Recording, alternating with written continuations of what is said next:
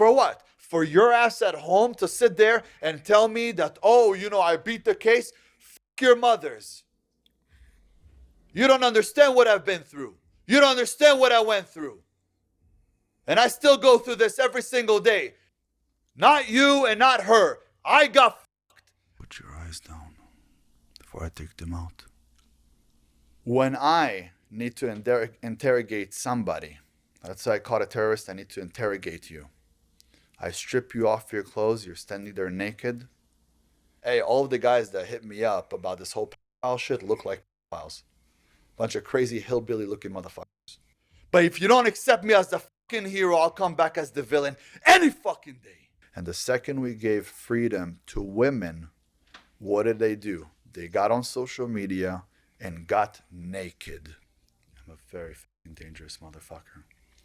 And if I wasn't on the internet, somebody would talk about me like this. A pedophile king Azoulay. PDF. So let's hear that. Let's hear it, bro. Are you a PDF? First of all, she was 15. Well guys, we are back here yet again with a brand new video on what has to be the biggest clown on the internet at this point, and a man that likes to call himself the king, but in reality, he's just a goober who is on the internet playing pretend for everybody to laugh at. So with that being said, the downright dumbass that we'll be talking about today would of course be Bend Over Azoulay, aka the Queen. And you see, this dipshit right here decided that he was going to release a new little podcast, or at least the full version of it, because we had actually seen the first hour and a half about a week or two ago where we watched him basically just make up more shit like usual. But in the full version, it ended up being an entire 4.5 hours. And during that 4.5 hours, this guy just crashed the fuck out. And it was basically all targeted at JD Delay, which I have to say he does not seem to be a fan of. And I guess JD just really pissed him off. So we're just gonna jump straight into this shit show. And since this podcast was an entire 4 hours, we're just gonna get straight to the good part and ignore a lot of his bullshit stories, which we'll have to cover in another day. And we're gonna jump straight to the crash out into his little temper tantrum where he started getting mad at JD because they were talking about his little grape case. You watching idiots online is gonna destroy you. There's a guy named JD the fucking my dick. Delane, whatever the fuck your name is. You talk shit about me on the internet non-stop. He made another video 3 days ago. He talks shit about me, saying that I'm a nobody, that I'm a child rapist and all that shit. Saying make pedophiles, right, scared again. Why don't you come fight me? Come make me scared. Why don't you stop screaming behind the fucking camera? Why don't you stop being a keyboard warrior? Come meet me in a UFC match. MMA match. Nobody's gonna put you in the UFC, you cocksucker. Sticking mayonnaise up your fucking ass, you little. Is that really what he did? Yeah, I put mayonnaise up his ass to put drugs into it. Ew. Yeah. And this guy's talking shit about you? He had 58 fucking weirdo felonies. Fucking Ran weirdo. away from the cops like 11 times, or was on the run, for 10, 9 years, whatever. Who the does he think he is? And this right here is kind of what he just started diverging onto out of absolutely nowhere, where he was talking about how watching JD will apparently ruin your life, before then getting really upset and stating the very odd phrase of JD to fucking my dick, which I don't even know what that means. I don't know if he's asking JD to ride his cock or whatever the hell that was going for, and then referring to JD as being the gay one after just asking him to fuck his dick. Like, I don't know what was going on with that. But clearly, as you can tell, the man is mad. And I'll also note, before he really starts getting into it, that the host that is interviewing him, the off-brand Vanilla Ice looking motherfucker there, was the only one that was riding on his dick the entire time, because this man is a Class A glazer. Like, you will see as we go on that he was glazing Bend Over Azoulay more than even his little bitch Devin did. But with that in mind, it continued to get heated as Bend Over just started immediately going for some wild insults before trying to bait JD into fighting him. He looks like shit. He looks like a druggie. His skin is fucking deteriorating. His beard looks like shit. He's screaming. He's got fucking tattoos everywhere. He's all fucking covered up. No appreciation for his own fucking skin. At least do it with style, bitch. Ooh, At least do it with style. You're a bitch, I promise you. I guarantee you that your bitch ass wouldn't fucking, not even 1 second, not even 1 second would survive in my world. Not 1 second. My world is a different world. Let's host a funeral for King Azoulay. Huh? A funeral for me, motherfucker? A funeral for me? Come with me to an MMA match. JD Delay. And I absolutely guarantee you, your casket is the only thing you're going to see after that. Because one punch of mine will wreck through your brain. Whatever is left there, you ain't got much. Let's do it, one-on-one. After you can bring your little gay boyfriend too with you. But you want one-on-one? Come on one-on-one. I want to see you. I want to see your bitch ass stepping in the cage with me. I promise you won't survive. Like I said, not even 1 second will you survive in my world. F the fucking virality. F the internet. F all of it.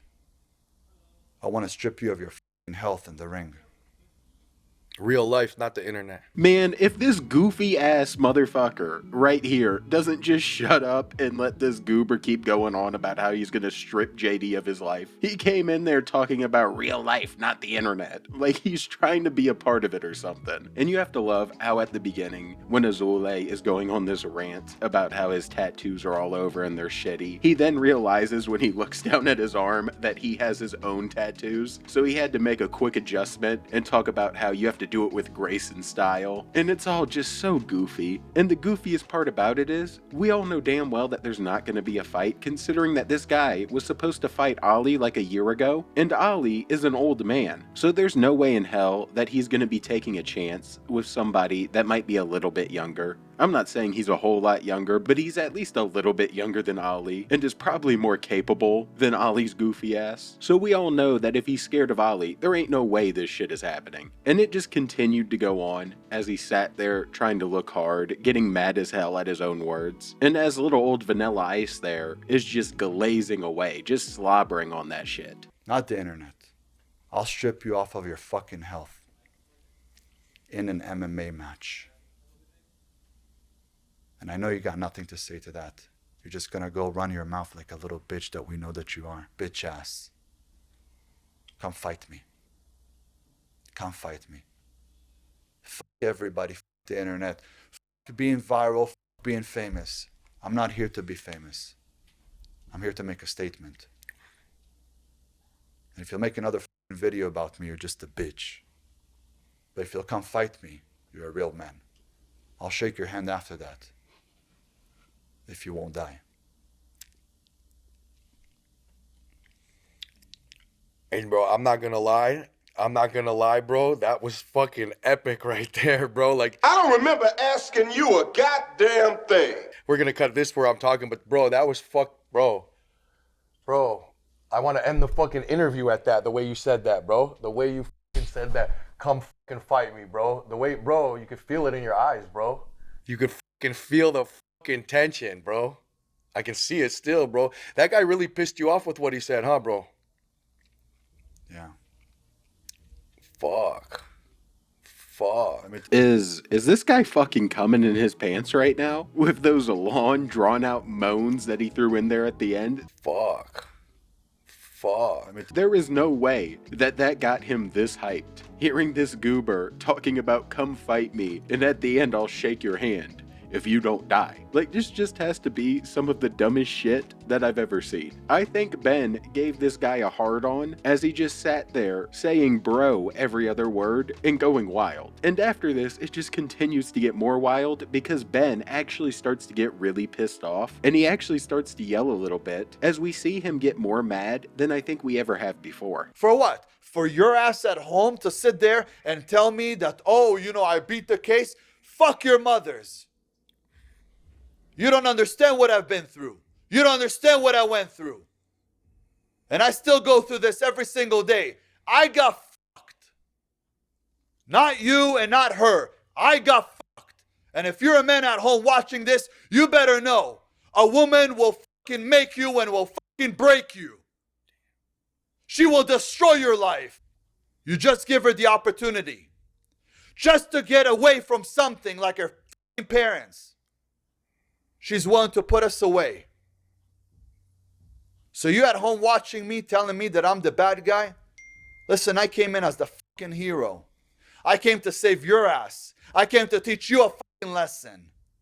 But if you don't accept me as the fucking hero, I'll come back as the villain any fucking day. You want bad? I'll give you bad. You don't know what this warrior holds inside of him. A weak man blames others. A strong man blames himself. The goober says as he just got done blaming the victim for all of his issues. He literally just got done talking about how a woman will ruin your life and this and that, and then talks about how a real man blames himself after just sitting there playing the victim, talking about how he's the one who got fucked and not you or her. And it just starts to get disgusting if you're aware of the case that John Bravo ended up bringing to light and what he exposed. And you'll quickly see that the rest of this podcast just becomes a trend of him trying to play the victim as he proceeds to discredit and basically blame the actual victim that was shown in that case that John Bravo showed, and just continues to not take responsibility. And he starts doing this after hitting us with this little line right here where he's still just mad and he's trying to say anything to get back at the people who called him out. Lying about me doesn't change the truth about you. Ooh. Maybe that's why they're lying about you, so they can run from the truth about them. Man, shut your bitch ass up, nigga. Nobody asked you that a bitch ass thing. You better shut the fuck up. Hey, all of the guys that hit me up about this whole pedophile shit look like pedophiles. Bunch of crazy hillbilly looking motherfuckers. Inbreds. Inbreds, I swear to God. That's what you made it sound like earlier. Yeah. That's like, what they look like. They don't look like you. You know, they look like the crazy white. no, I know what you're talking like about. the The hills have eyes kind of people. Yeah. Yeah. Jagged teeth and all that shit. Yeah.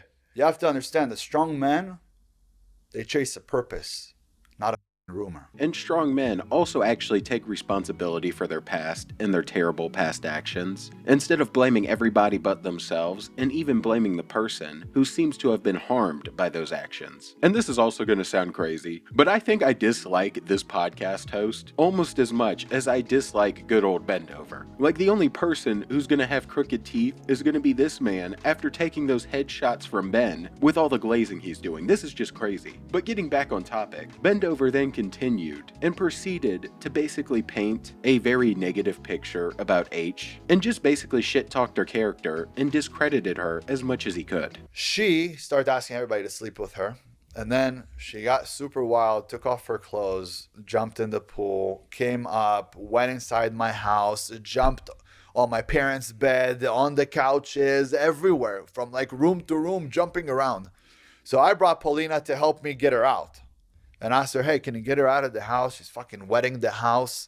She was in the pool when she came out and she went to jump in the house. She slipped at first inside of my house. I was like, oh my God, fucking get her out. She's going to fall on her head. What is she doing? What the fuck did she take? Anyways, eventually she was like, if someone will f me, then I'll just go outside. So we're like, don't worry, we'll hook you up with Mayor. She was just jumping around and like, she went on my brother and she was like, grab my pussy. I want to get blah, blah, blah. Right? And Catherine got upset and my brother was like, no. And she was like grabbing my brother's hand. Then she came to me like twerking, all this shit, you know, just going. She went wild. She's like, why don't you want to fuck me? Why don't you want to fuck me? I'm like, I like Paulina. Like, we're all tripping out. But there was no rape. There's no forcing. If anything, she forced him. Yeah. She forced everybody. Like, hey, touch me. She'd take people's hands and touch. You know, she came to me, starting to touch me, touch him, touch this. I've seen like those kind of crazy. girls in high school. I've seen those kind of situations. I've never seen this situation before. It was only that one time. She, prior to this party, for over a year, was seeing a psychiatrist, which we found out later in court. Her parents also had her see a psychologist, and also they were seeing a psychologist to make sure that they work together as a team. So we found out later that she was addicted to marijuana, she was addicted to alcohol, and she was addicted to ecstasy.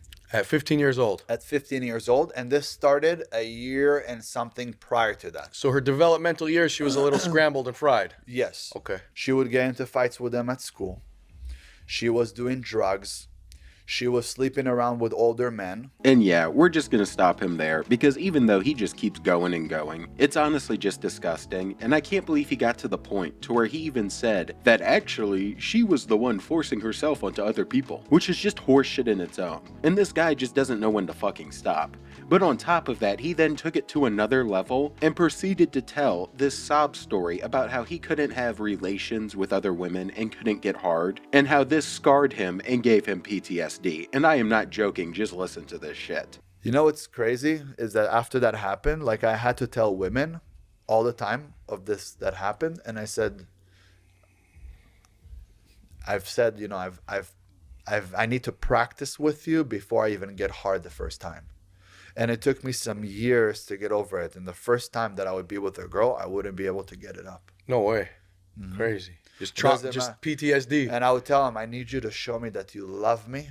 So girls that I would meet, they would need to show me that they love me in order for me to get hard. For some years, like 6-7 years. Crazy. It was like that. And then after that, you became the Dragon Slayer. But the women always were like, wow, you went through that. I understand you. And they wanted me, and I was important enough to them. No, I swear to God, you meet me for 10 minutes, you will feel like you're ready to die for me. You know, you thought I was very fucked up. Like I went and saw doctors about this. And they explained to me that I'm just traumatized. And I had to get over the trauma. So that's why I wanted to meet a lot of girls and eventually get over with. Right? It's like, and that's probably the biggest reason of why I wanted to date so many girls. To when is that not going to happen? When is Makes that? sense.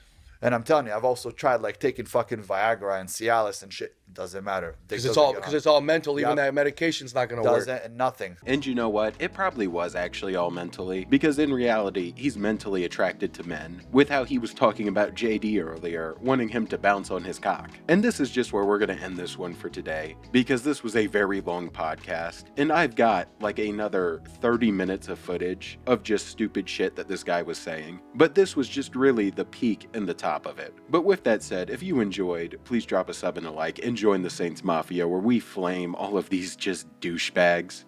And I'm out, watching Bend Over Azoulay find a new boyfriend, and peace.